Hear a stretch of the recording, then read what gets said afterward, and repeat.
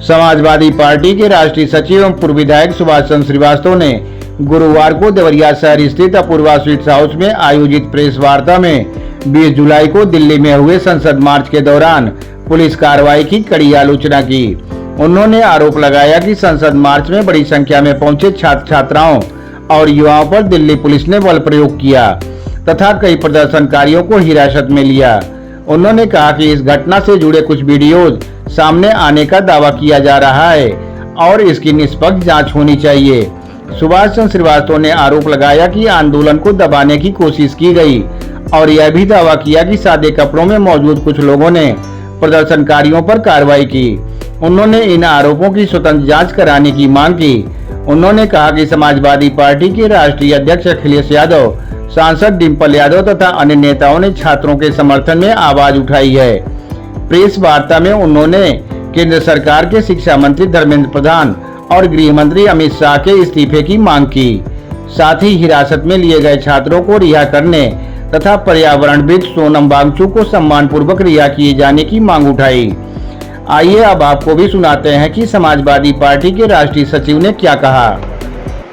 पहली बार सन 1974 के बाद लाखों की संख्या में हिंदुस्तान के विश्वविद्यालय, हिंदुस्तान के कॉलेज और स्कूलों में पढ़ने वाले विद्यार्थी बड़े सवाल को लेके, रोजगार और शिक्षा के सवाल को लेके और इस देश की जो परीक्षा पद्धतियां हैं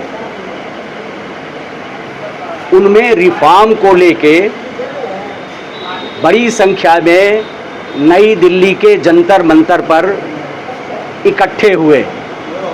मैं आपसे कहना चाहता हूं कि लगभग आधी सदी के बाद भारत के इतिहास की दूसरी घटना है कि हिंदुस्तान का छात्र और हिंदुस्तान की छात्राएं मूलभूत सवाल को लेकर वो आंदोलित हैं।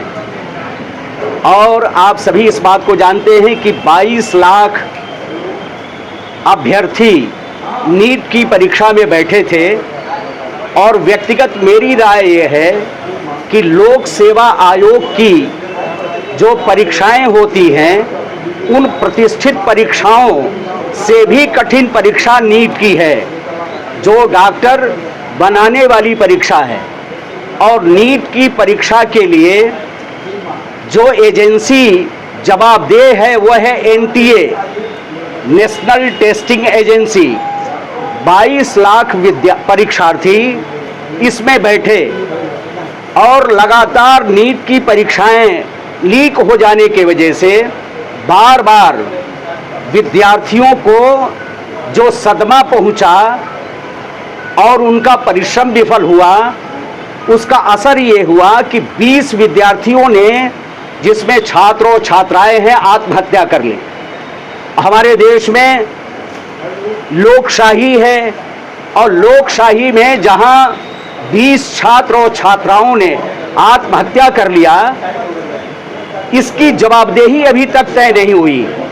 और ये अकाउंटेबिलिटी तय कराने के लिए देश के छात्र छात्राएं और नौजवान दिल्ली पहुंचे और उनके समर्थन में आप जानते हैं हमारे देश के महान पर्यावरणविद, शिक्षाविद और हमारे देश के महान वैज्ञानिक जिनका बहुत बड़ा योगदान है, अगर आप चाहेंगे तो उसका हम जिक्र भी करेंगे, सोनम वांगचुक का, जो वहाँ अनिश्चितकालीन जंतर मंतर पर भूख हड़ताल पर बैठे थे और 22-23 दिनों तक वो शांतिप्रिय तरीके से, क्योंकि अब तक जितना प्रोटेस्ट उन्होंने किया है वो गांधीवादी तरीके से ही किया है, पूरी पवित्रता के साथ, पूरी ईमानदारी के साथ, गांधी के बताए रास्तों का अमल करते हुए सोनम वांगचुक 22-23 दिन तक वहाँ भूख हड़ताल पर थे। भारत सरकार के भीतर यदि लोकतांत्रिक मूल्यों के प्रति सम्मान भाव होता और जन भावनाओं के समादर का भाव होता तो 22-23 दिन में भारत सरकार का कोई नुमाइंदा सोनम वांगचुक से और वहाँ भूख हड़ताल पर बैठे दूसरे छात्रों छात्राओं से बात करते। लेकिन उसकी कोई सुधि भारत सरकार ने नहीं ली और नहीं तो उसकी उपेक्षा किया और उससे निपटने का जो तरीका अख्तियार किया वो बड़ा ही निंदनीय तरीका था। जिन लोगों ने गृह मंत्रालय को या भारत सरकार को सलाह दिया होगा कि सोनम वांगचुक को उठा लेने से यह आंदोलन फिजिल आउट हो जाएगा, यह आंदोलन तितर बितर हो जाएगा, खत्म हो जाएगा, उन लोगों ने गलती की और ये उकसावे की कार्रवाई साबित हुई। सोनम वांगचुक को सफेद कपड़े में लपेट के एक मृतक की तरह, शव की तरह दुर्व्यवहार करते हुए किसी गरिमा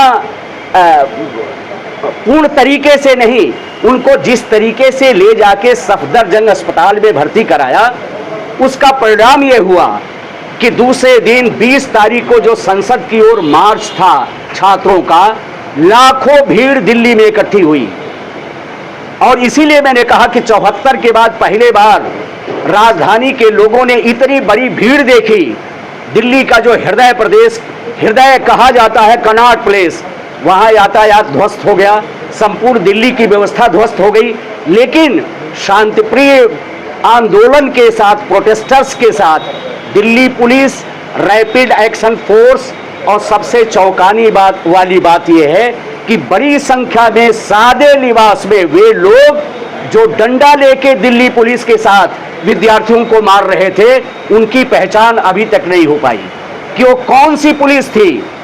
और दूसरी बात यह है कि जो दिल्ली पुलिस या जो आरएएफ रैपिड एक्शन फोर्स जो वहां डिप्लॉय किया गया था, किसी भी अधिकारी के सीने पर नेम प्लेट नहीं था।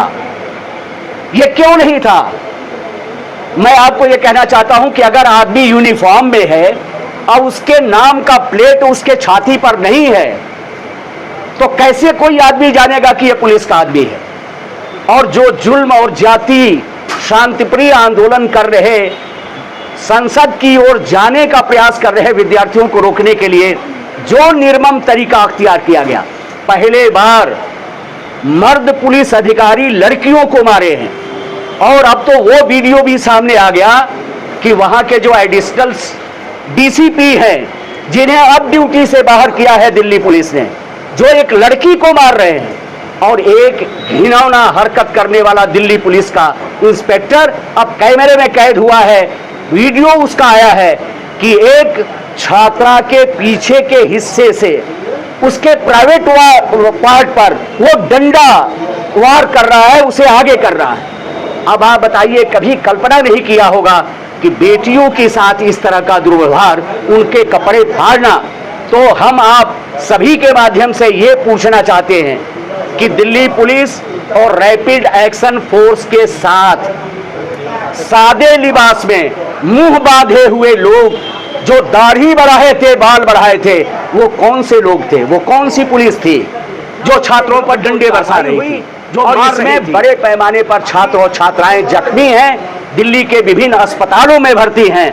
हम अपने राष्ट्रीय अध्यक्ष माननीय अखिलेश जी का इस मामले में हम उनकी प्रशंसा करना चाहते हैं और उनका अभिनंदन करना चाहते हैं कि पूरे अपने निर्वाचित माननीय सांसदों के साथ जंतर मंतर पर इस लड़ाई को लड़ने वाले विद्यार्थियों के साथ मजबूती से वो खड़े हुए, संसद के भीतर से लेके वो सड़क तक। और सबसे अभूतपूर्व काम उनकी धर्मपत्नी जो मैनपुरी से सांसद हैं, श्रीमती डिंपल यादव ने जख्मी लोगों को अस्पताल में जाके जिस ढंग से उनके साथ काम किया, उनकी मदद किया, मैं अपने नेतृत्व की मैं तारीफ करना चाहता हूं। अब जो पुलिस काम कर रही है, कल भी पुलिस ने लाठी चलाया है, कल भी लाठी चार्ज किया है। और आपको इस बात की खबर है कि अब ये विद्यार्थी जो छात्र आंदोलन है वो केवल दिल्ली तक महदूद नहीं है, अब ये राष्ट्रव्यापी हो गया। चाहे वो दक्षिण हो, चाहे उत्तर हो, पूरब पश्चिम हो, मुंबई हो, इलाहाबाद हो, बीएचयू हो, चेन्नई हो, बंगलोर हो, संपूर्ण देश के विश्वविद्यालयों के छात्र निकले हैं सड़कों पर और इस बात को कह रहे हैं कि हमारे देश की शिक्षा व्यवस्था रिफॉर्म मांग रही है। हमारे देश का जो एजुकेशन सिस्टम है, इसमें आमूल परिवर्तन होना चाहिए।